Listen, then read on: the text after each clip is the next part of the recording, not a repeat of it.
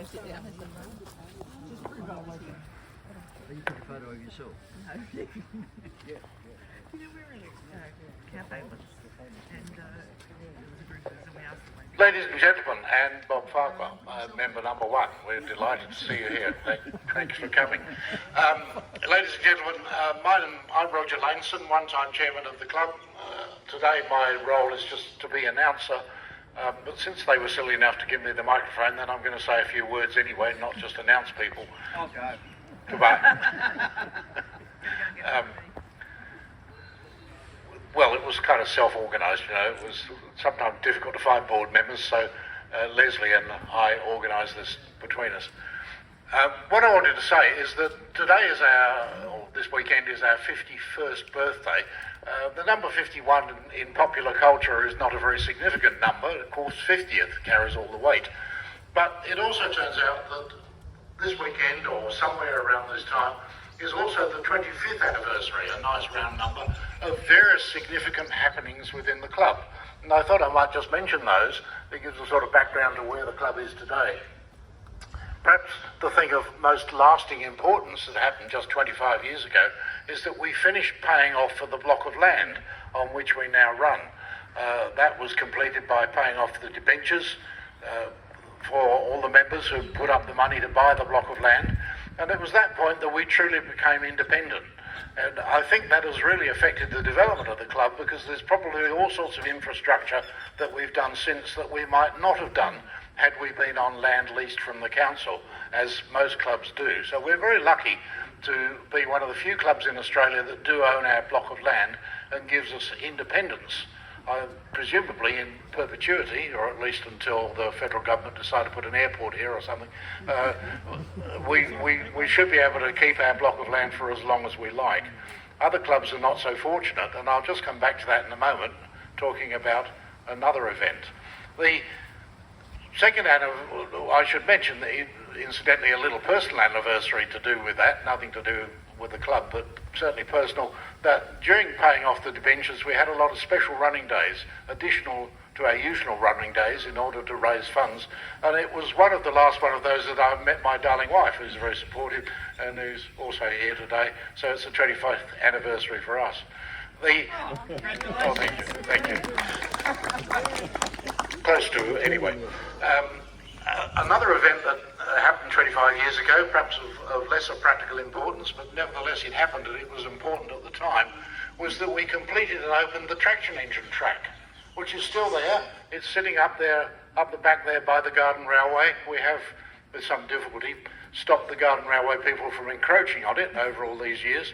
The track is still there and is usable, but we don't currently have too many members with traction engines. Now, I'm sure there must be traction engines sitting in the backs of sheds somewhere, and those traction engines are probably muttering to themselves about how they'd really like a run. So if you happen to know of a traction engine hiding somewhere, then soothe it and tell it can have a run, and tell it to get out here and get its wheels on that track, and we can have a traction engine revival. So the traction engine was very important to a number of members at the time. Sadly, many of them passed on. We don't currently have a big traction engine population, but it could come back.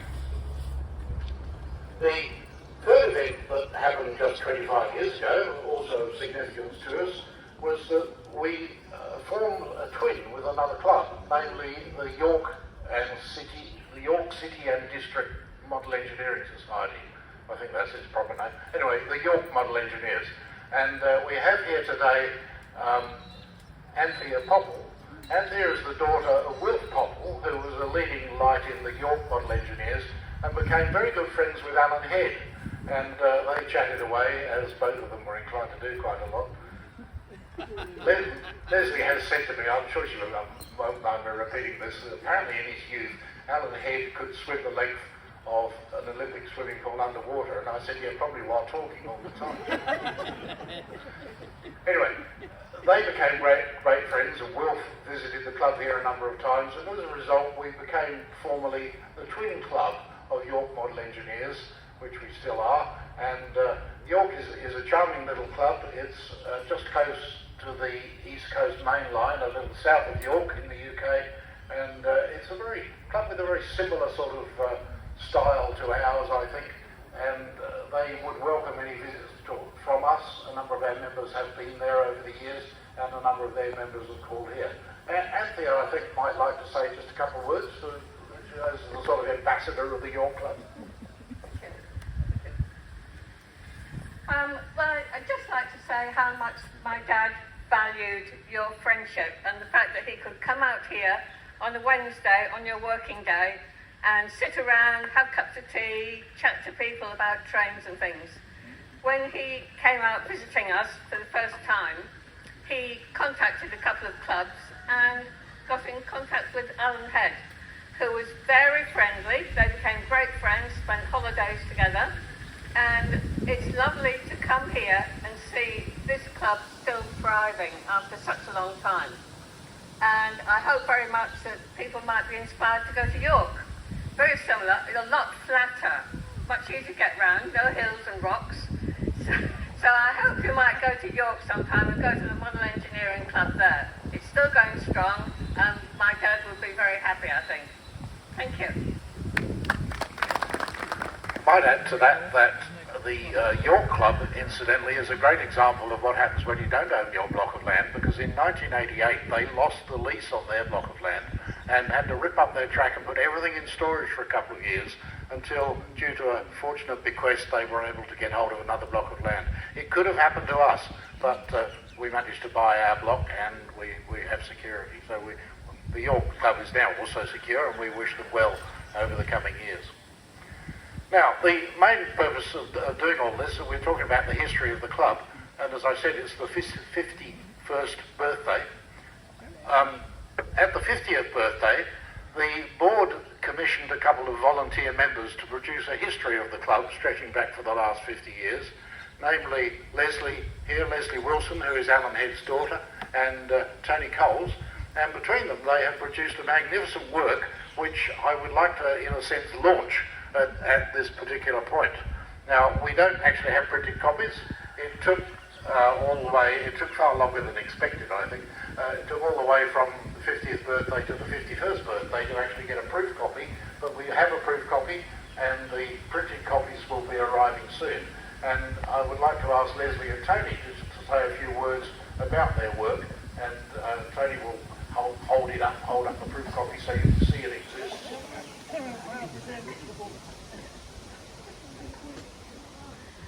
Thanks, Roger. And Roger, you are very inspiring because you always just get up here and speak if you don't have notes. And what have I got? Notes.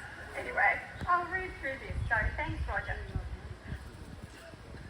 Today, Tony and I would like to introduce you to the book we have been writing and compiling for the past 14 months.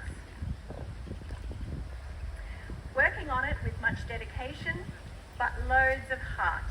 The book's titled Celebrating 50 Years of Hornsby Model Engineers, 1973 to 2023, A Pictorial History. We were invited to create this book during last year's 50th milestone, which is what Roger said, to relate, mostly pictorially, the story that has made Hornsby Model Engineers and our beautiful Galston Valley Railway what it is today.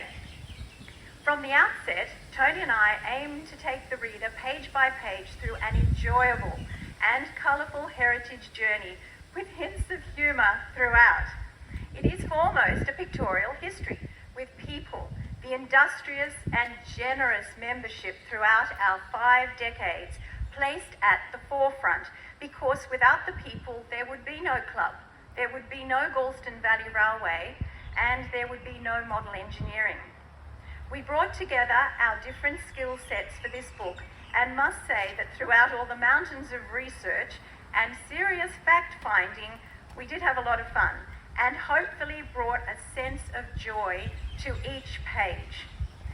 This is a friendly society, and the camaraderie, sharing skills, hard work and determination, which began during those foundation days, still exists today. The tone set by the first executive still exists today. Friendships forged through shared model engineering experiences and expertise still exist today. And that's a story, that's a journey, that's a history strong and successful organisation with an inspiring past and look to an inspiring future. And we hope that this book brings these enviable characteristics into focus. We both felt it a privilege to make this history come to life and to be recorded. And we hope we have done the club proud with this book. But this book couldn't have been shaped without the generosity of past and present members sharing their photography, their writings in club newsletters, and their oral histories and personal insights. And we thank you. In a future flywheel, we'd like to compile a list of members to thank for their contributions to this book, and there are many who need to be acknowledged. So we invite you to take a look at the proof copy of the book throughout this weekend. Be warned, it is fairly fragile as the pages are just lightly glued in. They're not firmly affixed because it's just a proof. And also, Lloyd Ives' recent site plan, which I asked him to do for the book, has yet to be updated in the final print version, but it will be. So Ali told me that the book will cost $30. If it needs to be posted, there's an additional $3 postage charge. Ali's here at the moment. If you are interested in purchasing a copy, you can see her. She's not out here for long today, but she'll be out all day tomorrow. And it can be purchased through the merchandise store, but she is taking orders today. May I just add that as Tony and I look around at this amazing place and its generous members, because you are generous members, it has been a privilege to be part of this for most of our lives and to have had so much of our lives shaped by it directly or indirectly and through my dad. I witnessed this club from day one. I watched my father and those foundation members with all their enthusiasm and their dedication mould this place from nothing. I grew up here. My children grew up here, and now my grandsons also come out to ride the trains here. That's 4 generations experiencing the awe and the wonder of this place. And I'm so thankful, and I feel very blessed. I hope my father and all those great men who have now passed on would be smiling down on us now and think, gee, you and Tony wrote a book about Hornsby Model Engineers? Well, that's the first. Good on you for having a go. So we hope you all enjoy the book. Well, Roger, you really have launched the book. Is there anything else you would like to say? Yes, no, it's all right. I've got the microphone. Yeah, I just want to add to that. I did have a few notes about what to say this morning.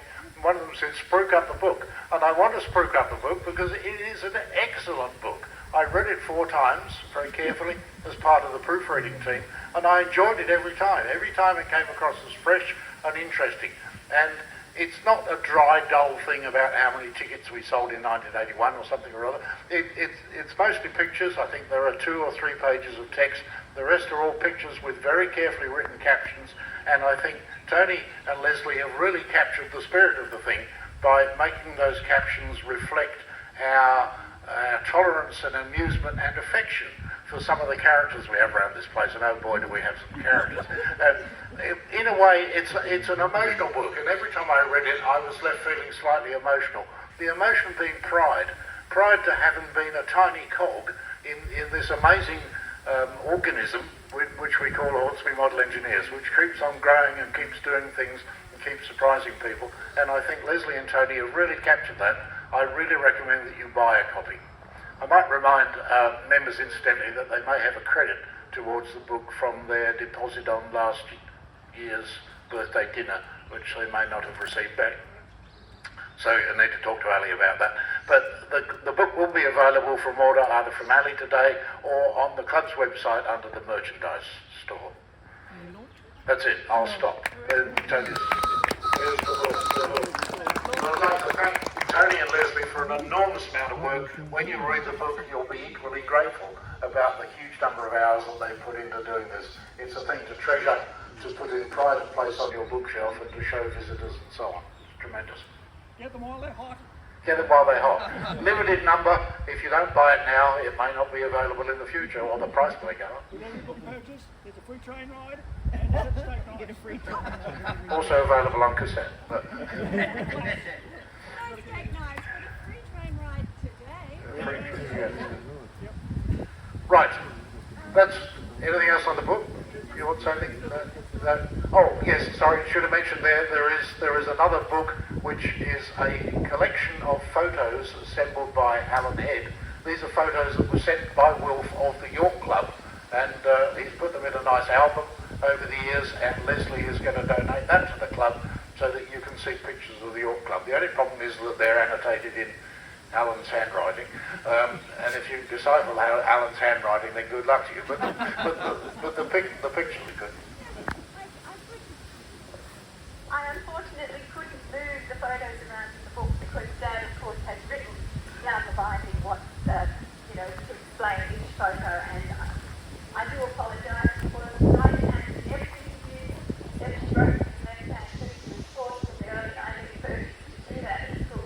So we've never had any handwriting, so it might be able to how we use writing. Some very good photos, yes, but I'd like to thank Andrew for being here today, and really on behalf of both of us, because it was her dad who sent those photos to my dad, and I thank her for being here, and together we can present this book to the club, because it is part of the club's history.